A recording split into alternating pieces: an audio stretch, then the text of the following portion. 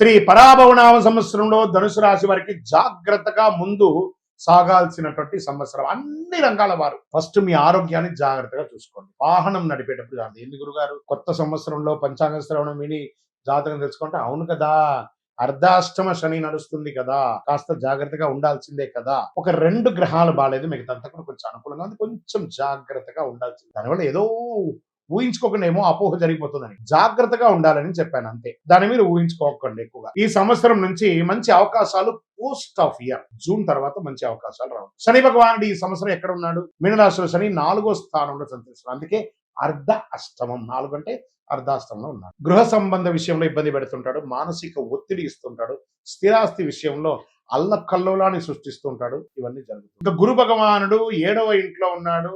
June 2 గురు 8వ ఇంటికి, October 31 గురు 9వ ఇంటికి, జనవరి 25 8వ ఇంటికి ఫలితాన్ని ఇస్తున్నాడు. ఆధ్యాత్మిక ఆసక్తి, అదృష్టం క్రమంగా పెరుగుతుంది, గురువుల ఆశీర్వాదం పెరుగుతుంది, వివాహ యోగం, సంతాన యోగం పెరిగే అవకాశాలు ఉన్నాయి. ఇక్కడ జాగ్రత్తగా ఉండాల్సింది. రాహు కేతు యొక్క సంచారం ఎలా ఉందంటే, సంవత్సర ప్రారంభంలో రాహు 3వ ఇంట్లో, కేతు 9వ ఇంట్లో. డిసెంబర్ 6 రాహు 2వ ఇంట్లో, కేతు 8వ ఇంట్లో. ఫలితం ధైర్యం పెరుగుతుంది, కుటుంబ విషయంలో జాగ్రత్త, మాటలో నియంత్రణ, నూతనంగా వివాహం అయ్యి లేదా వివాహం కావాల్సిన వాళ్ళు మాట్లాడుకునేటప్పుడు అదుపు తప్పకండి, మీ లిమిట్స్ క్రాస్ చేయకండి, దానివల్ల దూరం అయ్యే అవకాశాలు ఎక్కువ ఉన్నాయి ఈ సంవత్సరం. సరే, ఈ సంవత్సరం మాటలో నియంత్రణ చాలా అవసరం, బాగా నియంత్రణ అవసరం. ఆదాయం మితంగా ఉంటుంది, ఖర్చులు పెరుగుతుంది, పెట్టుబడులు జాగ్రత్త. ఎవరినైనా నమ్మి పెట్టుబడి పెట్టేటప్పుడు ఒకసారికి 2 సారికి 3 సారికి 4 సారి ఆలోచించి పెట్టుబడులు పెట్టండి. ఉద్యోగ విషయంలో అసాంఘికమైనటువంటి కార్యక్రమాలకి పాల్పడకండి. ప్రభుత్వ ఉద్యోగం కూడా పోయే అవకాశాలు. అసాంఘికం అంటే అర్థమైంది, మీరే దాన్ని అర్థం చేసుకోండి. ఏ రకంగా అంటే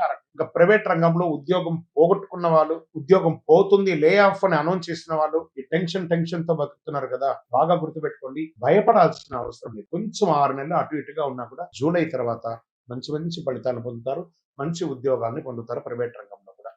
ఇంకా వ్యాపారస్తులకి ఇది ఒక రకమైనటువంటి గడ్డు కాలమే అని చెప్పొచ్చు. మిశ్రమమైనటువంటి ఫలితాలు. ఇదేంటి గురుగారు ఇలా చెప్తున్నారు అని అంటే, జరుగుతుంది కానీ ఇబ్బంది కూడా ఉంటుంది. దాన్ని దృష్టిలో పెట్టుకొని ఈసారి వ్యాపారం అంతా కూడా చేయాలి. మీ స్టాక్స్ అంతా కూడా డెడ్ స్టాక్ అయ్యే అవకాశాలు. మీరు ఇవ్వవలసిన వాళ్ళు బాగా ప్రెషర్ ఇస్తారు, మీకు రావాల్సినవి అంత త్వరగా రాదు. చూడండి, ఇది ఎంత ఇబ్బందికరమైనటువంటి వాతావరణమో అనేది మీరు చూసుకోవాలి. లోన్స్, చిట్ ఫండ్స్, ఇవన్నీ కూడా ప్రెషర్ వస్తుంది.